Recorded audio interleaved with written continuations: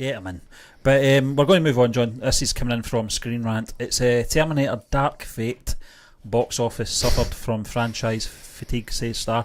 This is Mackenzie Davis, who played Grace in the last Terminator film, John. I don't know, did we do a review of that? We didn't, did we? No. Probably not a bad thing, but Dark Fate star... It took me all my effort just to watch it. I get bored. Absolute Mackenzie shambles. Davis recently discussed the film's disappointing performance on Josh Horowitz's Happy Sad Confused podcast. She praised Tim Miller's directing and had only kind words to say for the entire production, and she attributed Dark Fate's financial shortcomings primarily to franchise fatigue.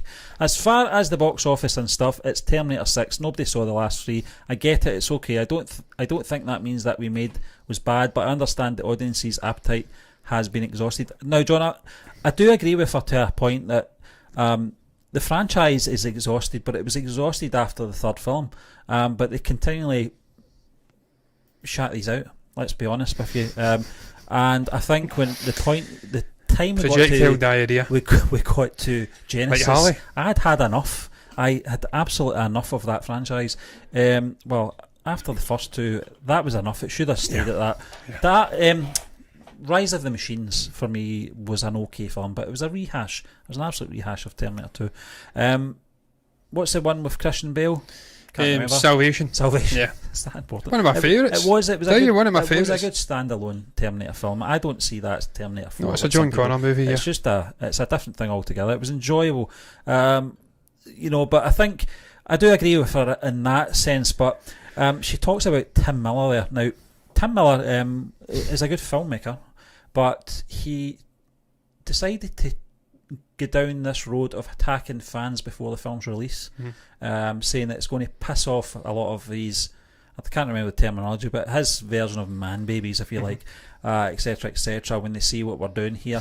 And I didn't see anything new in the film. No. It was a regurgitation of all the Terminator movies. He could shock us all by killing off John Connor.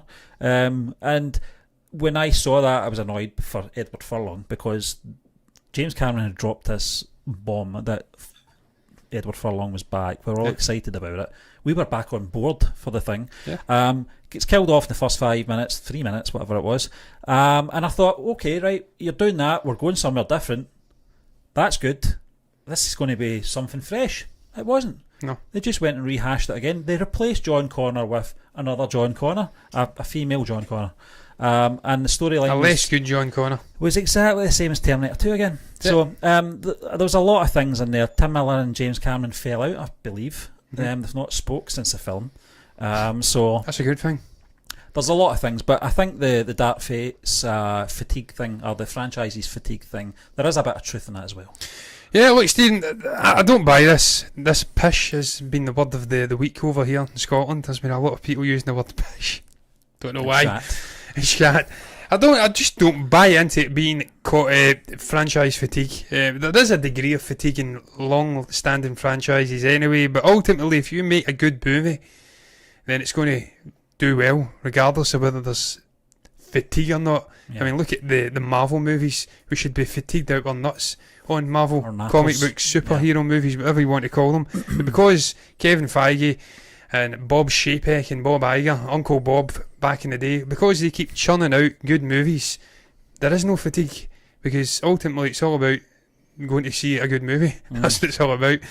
You make bad movies, John, but we did franchise fatigue pops up. Terminator 6, Dark Fate, whatever you want to call it, we did say it was a good action film. It was a good action film, a good Terminator film, but it was a shite Terminator film because it didn't do anything to further the story. It was just a rehashing of T2, but not as good, with an agenda, making it a Latino female John Connor character. There was no need for it whatsoever. Even the Terminator was shit as well. It wasn't as good as the Patrick, I'm completely blanking on his name, Robert Patrick T1000. How can you blank on Robert Patrick's name? Jesus Christ, I must have something wrong with my brain.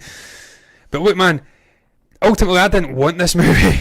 That's what we spoke about this a year before it came out. I says there's no need for it. Terminator should have been a duology. Once Jim Cameron walked away from the franchise and became an executive producer, it should have been dead After that, we've seen it with Predator, we've seen it with Alien, just anything that keeps dragging on and on and on. They've got no real coherent vision for the story. It should just be terminated, as you did say. There's nothing to do with franchise fatigue. It's just a shit movie, really, and with an agenda. And as you did say, Tim Miller attacking the fan base before it even came out. I mean, what do you expect's going to happen, Tim? You're attacking your primary demographic and saying, you're going to hate this. Well, we'll not go and watch it then, Tim. There you go. We'll knock back your movie and it'll flop and you'll be out of job. Because we do what we do, we'd have to go and see the film. Yeah, so exactly. Talk about but there was another gonk that done it as well. I think it was a Charlie's Angels director. I thought you were going to talk about our next topic. No, we'll talk about that. He nearly done it as well, but he kind of did. Yeah. He killed off the franchise pretty much. They're now having to move to TV, which is good for us, and it's good in the sense that it kiboshed Kathleen Kennedy continuing on as a president at Lucasfilm. We're now getting Jon Favreau and Dave Filoni. But yeah, man, also Charlie's Angels, I can't even recall what her name is, the actual director of that movie. Well, that was... She attacked the fan base as well. Yeah.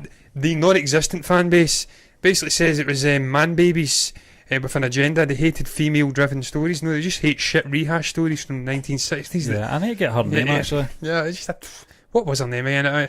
It's irrelevant at this stage, but look, ultimately, there was moments of Dark Fate that were okay. Bringing in Linda Hamilton, she was fine. Arnie is a sort of comedic levity Elizabeth Bank tapestry sort of guy. What was the point in that? There was good moments, but in Carl. But in the most part, it was just a terrible movie. It did nothing to further the story at all. Terminator should have been a duology. How they got Linda Hamilton back, I don't know. It must have been James Cameron. They were married at one point. I don't know. Stephen, what do you make? Because I feel, what do you make about the John Connor intro? I feel like that wasn't in the movie originally.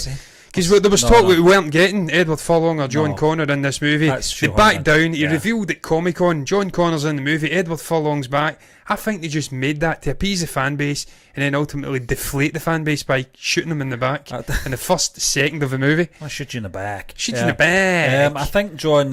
I'm just getting warmed up. I think...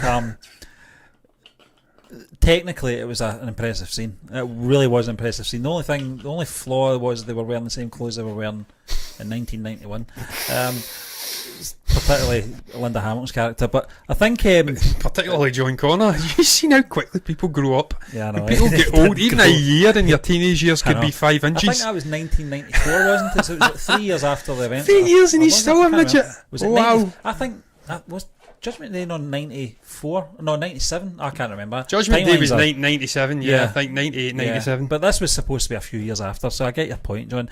I think they got him in at the last minute, convinced him somehow to say, you're going to be in the next Terminator film, are you interested? And didn't really tell him much what he would be doing. And then they've just thrown it in. Because it didn't have to have any connection, apart from maybe that scene that confirms that he died when Sarah Connor can't remember his face, which was a good scene. That's down to Linda Hamilton's performance. But Steve, we've got a comment. Yeah, I see that. It's night in India. Yeah. Residual watches. If you want to watch it, then it's there. Yeah. You know, we know what we're doing. Yeah, don't worry about it. But thanks for the comment anyway. And hopefully, maybe we know what we're doing. We can't even make eye contact, Stephen, as you says. No, we're not allowed to do that. That's demonic. Because it's so awkward to have a camera, one camera set up, you're looking at the camera and you have to physically turn around. I agree with what you're saying, Stephen. Yes, I agree. It's absolutely mental. You have to sort of sit and do it. That's very weird. We will sort this out in the new year, guys. Everything's getting sorted. But we're going to move on, John, because we were just talking about someone else that almost kiboshed the whole franchise.